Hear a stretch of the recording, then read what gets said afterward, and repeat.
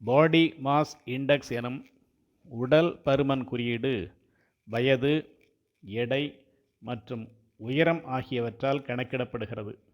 இந்தியர்களுக்கு body mass index 23க்கு மேல் இருந்தால் ஓவர் வெயிட் எனவும், 25க்கு மேல் இருந்தால் ஒபேசிட்டி எனவும் a perspective for Asian Indians and American Diabetes Association position statement தெரிவிக்கிறது.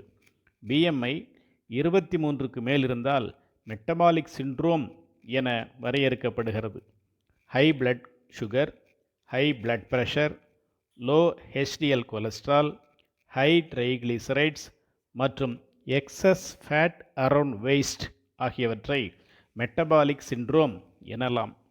11.8 முதல் 31.3% வரை இந்தியர்கள் உடல் பருமனுடன் காணப்படுகின்றனர். 16.9% முதல் 36.3% வரை இந்தியர்களுக்கு வயிற்று பகுதியில் கொழுப்பு மிகுந்து உள்ளது. இன்ட்ரா அப்டாமினல் ஃபேட், அதாவது வயிற்றுக்குள் சேரும் கொழுப்பு, இன்ஃப்ளமேட்டரி சைட்டன்கைன்ஸ் எனும் ஹார்மோன்ஸை உருவாக்கி அதனால் அனைத்து வியாதிகளுக்கும் வழிவகுக்கிறது.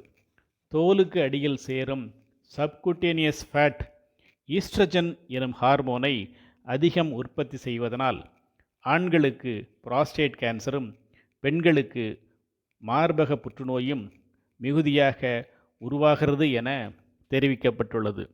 இந்தியர்களின் சராசரி வாழ்நாள் 72 ஆண்டுகளாகும். வாழும் வரை அடுத்தவர்களுக்கு பாரமில்லாமல் வாழ முயற்சிக்க வேண்டும். அதற்கு நம்முடைய பாரத்தை குறைத்து கொண்டு ஒல்லியாக இருந்தால் நன்று. Skinny is health. உதவி தேடும் உடல் பருமனோடு வாழாமல் உதவியின்றி வாழ்நாள் முழுக்க வாழ ஒல்லியாய் இருக்க முயற்சி செய்யலாம் அல்லவா?